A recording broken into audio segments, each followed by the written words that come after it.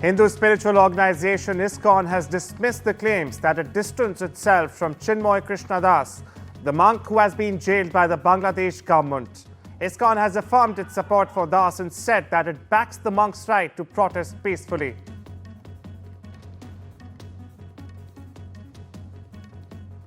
Pakistan police have levelled multiple charges against imprisoned former Prime Minister Imran Khan, his wife and others for inciting people to violence. This follows days of protests and clashes in which at least 6 people were killed and scores more were injured. Khan's wife Bushra Bibi led thousands of people from the country's northwest to march on the capital Islamabad to demand the release of Khan, who has been behind bars since August 2023. Imran Khan already has more than 150 cases against him, but supporters say they are politically motivated.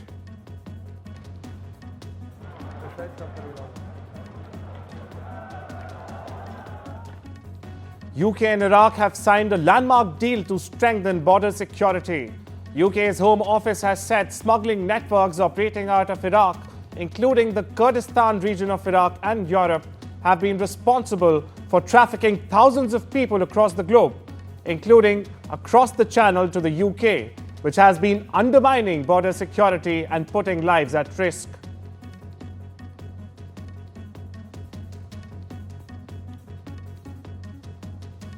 The Israeli military has announced its Air Force targeted a Hezbollah facility in southern Lebanon on Thursday, used for storing mid-range rockets.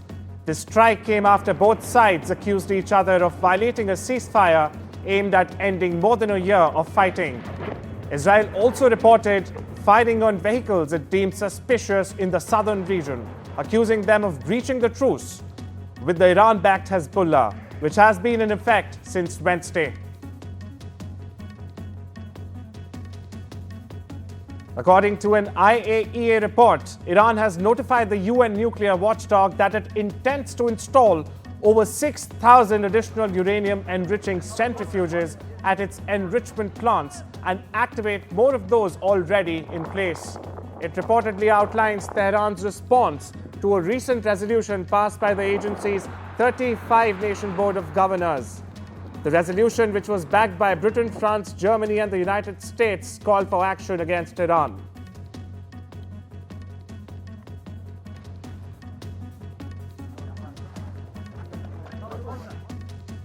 According to the Lebanese Health Ministry, the death toll from Israeli attacks in the latest round of Israel-Hezbollah conflict has climbed to 3,961, with injuries rising to 16,520. The death toll had been revised as more victims were found beneath the rubble, the ministry added. Russia has claimed that its forces have struck Western-supplied weapons in Ukraine. Meanwhile, Ukraine has that numerous energy facilities across the country have been hit by Russian missiles and drones. A Russian Defense Ministry report says that its forces destroyed armored vehicles, UK and US-made howitzers, as well as ammunition depots and military airport infrastructure on the Ukrainian side.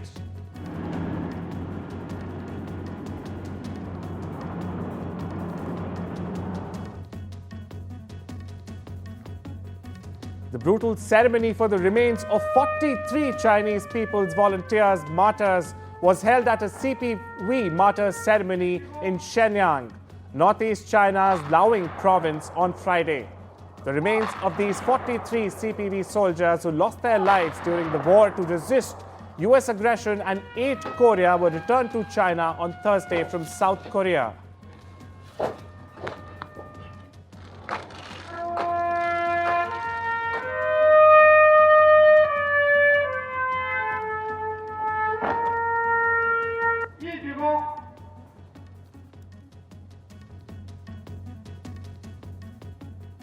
Russian Defense Minister Andrei Uloshov arrived in Pyongyang for talks with North Korean military and political leaders as the countries deepen their alignment over the conflict in Ukraine.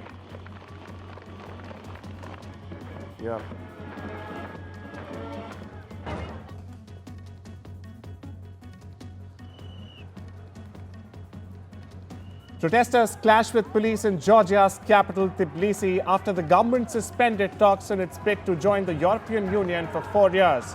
Several protesters have been arrested and many have been injured.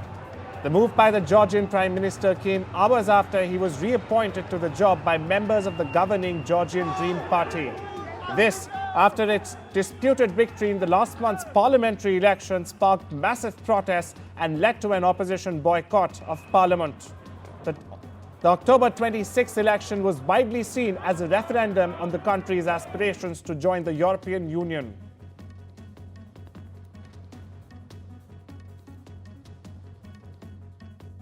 Unfortunately, in response to this EU resolution, Georgian Dream got together and decided to announce that the accession talks will be stopped with the EU, and moreover, that they will not receive any funding from EU, which means that they will block 100 million devoted to Georgian civil society and media.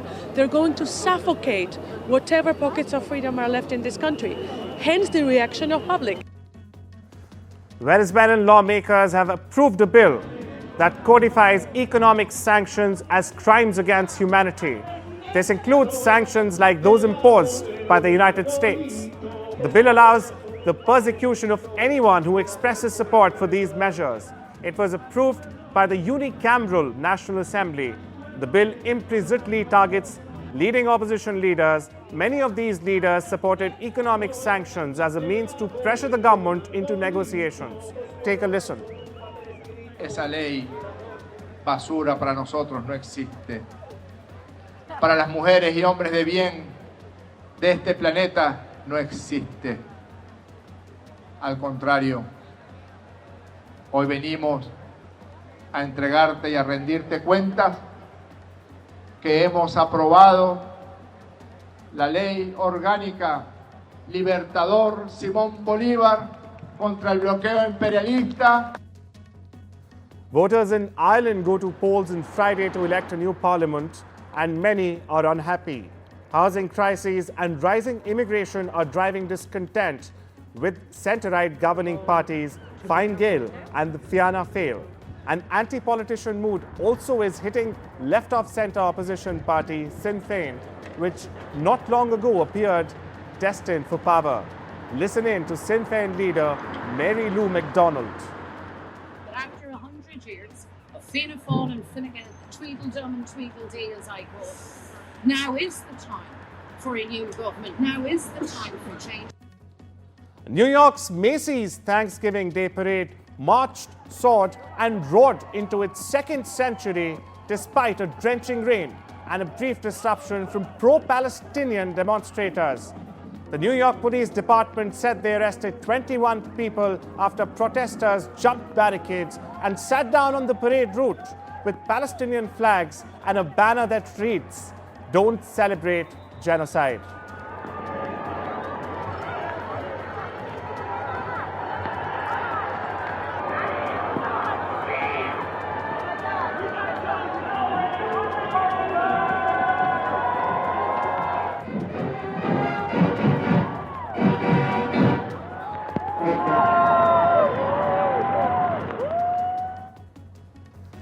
Cities across America are marking Thanksgiving Day with colorful parades.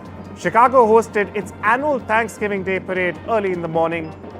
Downtown crowds watched as marching bands, flag bearers, and a giant inflatable turkey made their way through the parade route downtown. According to local reports, this is Chicago's 90th anniversary of hosting this holiday event.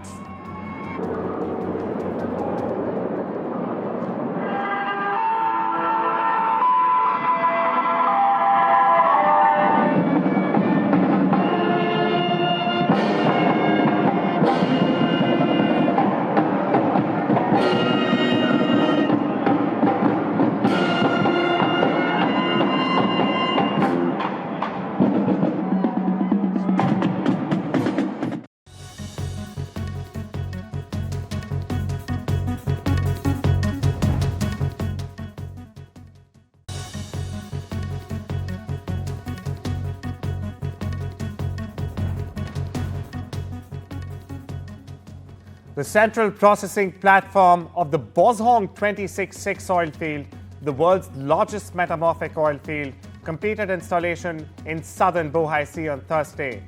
The designed floating weight of the platform is over 16,000 tons, making it the heaviest platform in the Bohai oil field. The central processing platform is 3 stories tall and has 8 legs. This multifunctional integrated offshore oil and gas platform seamlessly combines production and living facilities.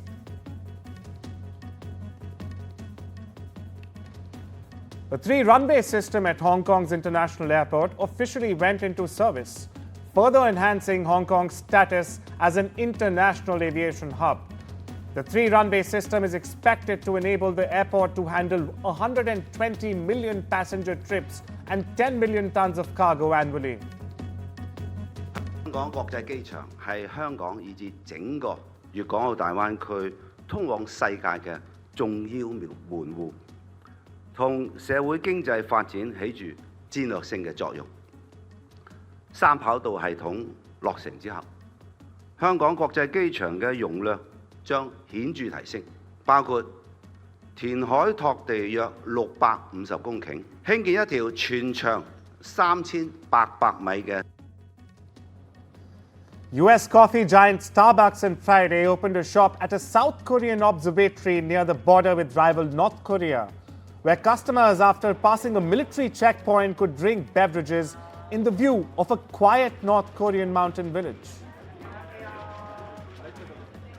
북한 국민들의 삶의 모습을 보면서 우리가 빨리 평화로운 통일이 돼서 저분들과 함께 이 좋은 공간 함께 향유하는 시대가 오면 좋겠다. 이런 생각들을 가지고 가면 좋겠다는 생각이고요.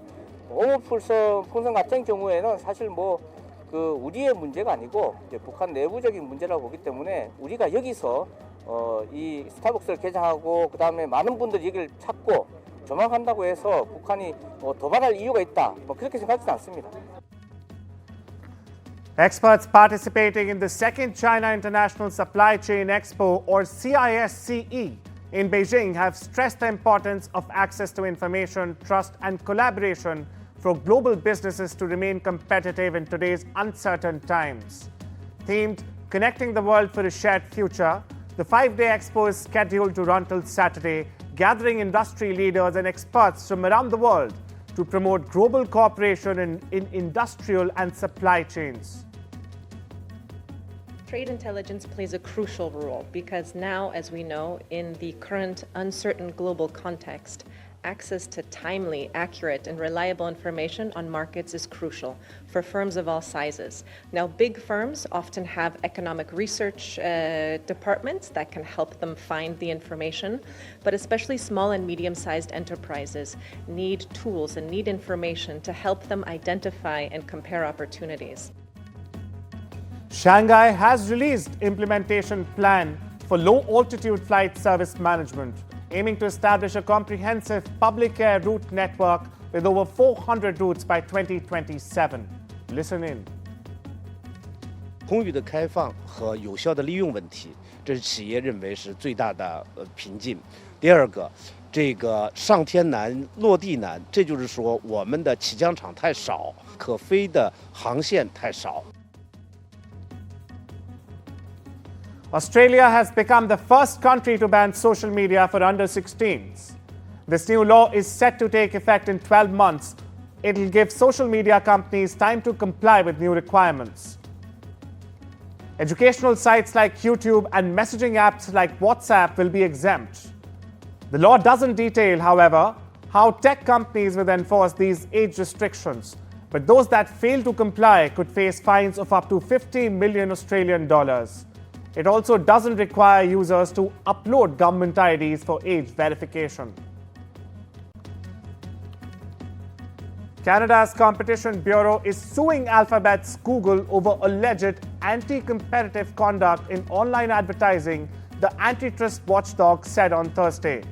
The Competition Bureau, in a statement, said it had filed an application with the Competition Tribunal seeking an order that, among other things, requires Google to sell 2 of its tech tools. It is also seeking a penalty from Google to promote compliances with Canada's competition laws, the statement said. China warned on Thursday it would take necessary actions to protect Chinese firms in the US. Escalated chip control measures following reports that the Biden administration could unveil new export restrictions as soon as this week. Last week, the US Chamber of Commerce informed members in an email that the Biden administration was considering adding as many as 200 Chinese chip companies to a trade blacklist, which would prevent most US suppliers from shipping to them.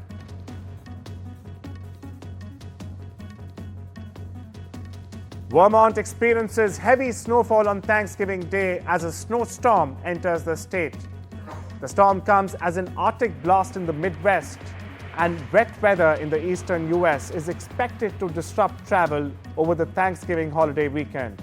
A chilly, sloppy mix is expected to linger on Saturday in parts of the Northeast.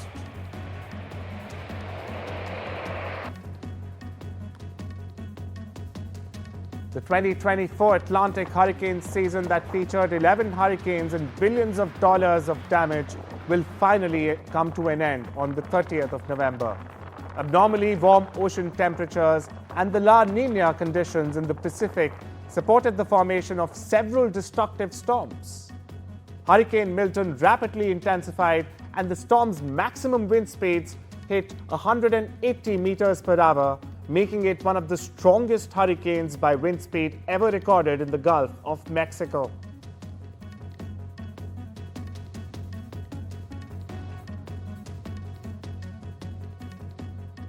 Indonesian rescuers recovered at least 20 bodies and are looking for 2 villagers who remain missing after flash flood on Sumatra Island caused mud and rocks to tumble down mountainsides. Officials said Tuesday. Torrential rains over the weekend caused rivers to burst their banks in 4 hilly districts in North Sumatra province, washing away houses and destroying farms. 4 more bodies were recovered Monday evening, bringing the total death toll there to 10.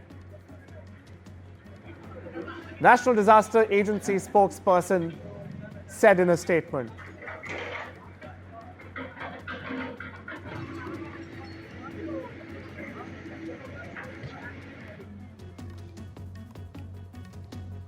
A messy Thanksgiving storm brought rain, snow, and difficult travel conditions to New Hampshire on Thursday. Local media reported that the intensity of rain and snow was expected to pick up during the afternoon hours. The annual Shanghai Marathon is set to begin this Sunday at the Shanghai World Expo Exhibition and Convention Center. It offers a one-stop, comprehensive and diverse experience for sport enthusiasts, including the 38,000 participants of this year's marathon.